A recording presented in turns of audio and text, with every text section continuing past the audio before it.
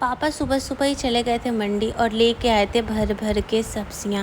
तो यहाँ पे कुछ सब्ज़ी मैं आप सभी को दिखा रही हूँ, बाकी सब फ्रिज में रख दिया गया था। और मम्मी इधर मेरी ड्राई फ्रूट्स और फ्रूट्स को भी रेडी कर दी थी, क्योंकि मैंने कर लिया था ब्रश। तो अब मैं इसे खा लेती हूँ। हस्बैंड के बहुत सारे शर्ट आयरन करने थे, तो मैंने उनको बोला आप यहाँ पे लाओ, जो आंटी आती हैं उनको मैं बुला के प्रेस करा दूँगी। तो वही मम्मी ने आंटी को सुबह ही कॉल कर दिया था और वो आ कर के सारे शर्ट को प्रेस कर दी।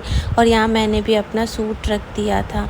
उसके बाद से आ गए थे सौरभ और बोले कि चलो कहीं बाहर चलते हैं।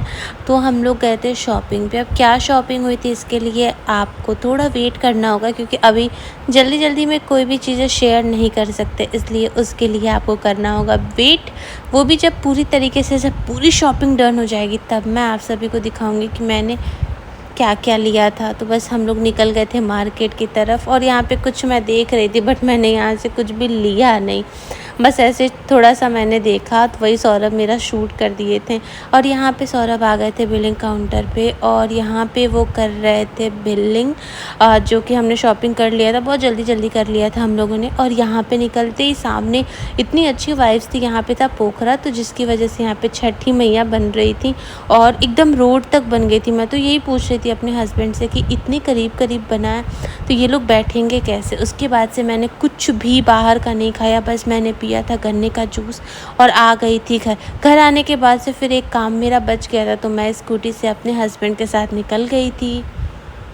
Hello everyone, welcome to my another blog. कैसे हैं आप सब? आई होप आप सब अच्छे होंगे। तो आज था संडे, तो सुबह होते ही मेरे घर मेरे हस्बैंड के जितने कपड़े थे वो मतलब प्रेस करने में थोड़ा अनकंफर्टेबल, उनको पसंद नहीं है प्रेस करना खुद से, और मैं हूँ यहाँ पे तो फिर कौन ही करता। तो इसलिए हस्बैंड के सारे कपड़े आ गए थे। और मेरी आंटी जो है कपड़े प्रेस करने वाली, मतलब जो हमेशा से ही करती हैं, धुलती और प्रेस करती हैं, वो आ गई थी सुबह ही। और उन्होंने सौरभ के सारे कपड़े प्रेस कर दिए। और मैंने सौरभ को बोला अब आपके 10 या 12 दिन की छुट्टी। तो कह रहे क्यों? मैंने बोला इतने सारे शर्ट अब प्रेस हो गए, अब टेंशन फ्री रही। तो कह रहे हाँ हाँ ये तो है। तो बस वो हुआ। फिर मैं चली गई थी शाम में थोड़ा सा बाहर घूमने। मैं आज स्कूटी पे भी घूमी और मैं 4 व्हीलर से गई थी, थोड़ा सा ऐसे ही कुछ काम था मुझे। उस बहुत अच्छी बहुत स्पेशल चीज़ की शॉपिंग मैंने की है, जो मैं अभी आपको नहीं दिखा सकती, वो भी मैं दिखाऊंगी टाइम आने पे। और कल मेरे घर बहुत सारे गेस्ट आने वाले हैं और एक स्पेशल भी कोई आने वाला है, जो कि आपको कल के ब्लॉग में देखने को मिलेगा। इसलिए चैनल को सब्सक्राइब कर दीजिए ताकि ब्लॉग्स आप देखते रहो, एक भी ब्लॉग्स आपसे मिस ना हो। आज हम लोग मार्केट गए थे, इतनी अच्छी वाइब्स थी, मतलब छठ पूजा की हर एक चीज़ मिलना, वो दौरी, वो सूप, और फिर से फ्रूट्स, हर तरफ फ्रूट्स। और जहाँ मैं गई थी विशाल में, वहाँ पे तो परमाती मतलब एक पोखरा है, वहाँ पे मतलब रोड तक छठी मैया बन चुकी थी। मैंने बोला कितने लोग अब मतलब ये सब व्रत कर रहे हैं। पहले तो सिर्फ बिहार में था, बट अब यूपी में भी बहुत अच्छे से हो चुका है ये। मतलब हर घर में कोई ना कोई छठ पूजा करता ही है, और ये महापर्व है, करना भी चाहिए। जिसको भगवान उस लायक बनाए उसे बिल्कुल भी करना चाहिए।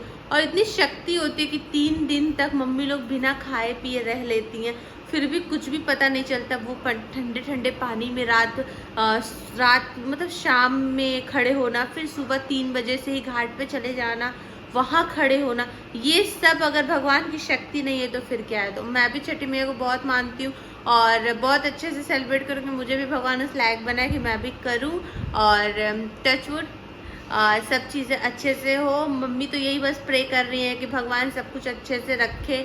और इस साल कोसी भी भरा जाएगा, जो कि होगा मेरे शादी की कोसी।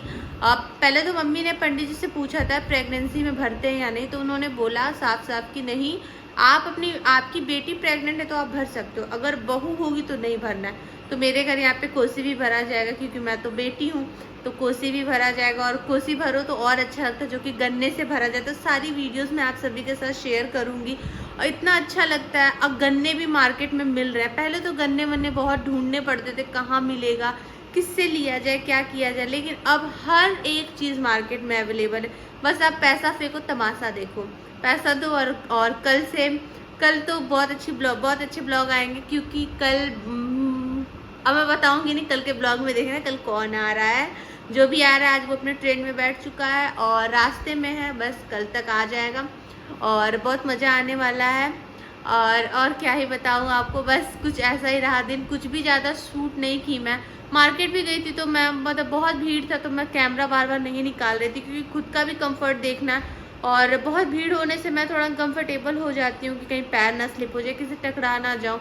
इस टाइम बहुत प्रीशियस टाइम है, हर चीज़ का ध्यान रखना। और काफ़ी टाइम बाद मैं बाहर गई थी, वो भी सौरभ के फ़ोर्स करने पे। तो बस मैं गई और कुछ भी मैंने बाहर का नहीं खाया, सिर्फ मैंने पिया था गन्ने का जूस, जो कि मेरे डॉक्टर ने भी प्रिस्क्राइब किया और हेल्दी भी था, तो मैंने गन्ने का जूस 2 ग्लास पी लिया था। और फिर मैं स्कूटी से थोड़ा-सा, मुझे कुछ पर्सनल काम था तो वहाँ मैं स्कूटी से गई थी अपने हस्बैंड के साथ, क्योंकि 4 व्हीलर ले जाने पे तो हम लोग सुबह गए थे तो बहुत ज़्यादा भीड़ था, बहुत। क्योंकि रोड पे सब स्टॉल्स लग चुके हैं, फ्रूट्स के, सुपली के, दौरे के, इन सब चीज़ों के, और क्या कहते हैं, फूल वगैरह के स्टॉल लग चुके हैं, जिस वजह से इतना रश कि 4 व्हीलर निकालने में 1 घंटे 1.5 घंटे लग जा रहे हैं मार्केट में। तो बस मैं अपने हस्बैंड के साथ ही गई थी और जल्दी से आ गई थी काम करके। फिर कुछ मतलब कुछ काम ऐसे थे जो कि मुझे स्कूटी से जाना पड़ा वो करने। फिर मैं स्कूटी से भी थोड़ा-सा गई थी, उस पे भी मज़ा आया। मैंने बस स्कूटी से जाते हुए थोड़ा-सा ब्लॉग शूट किया, क्योंकि कुछ वो सब चीज़ें मैं आपको आगे दिखाऊंगी, क्या करना था, क्या लेना था। तो इसलिए वीडियो में बने रहिए, चैनल को लाइक शेयर सब्सक्राइब कीजिए। मिलती हूँ फिर कल एक नए वीडियो के साथ, तब तक के लिए बाय बाय, टेक केयर।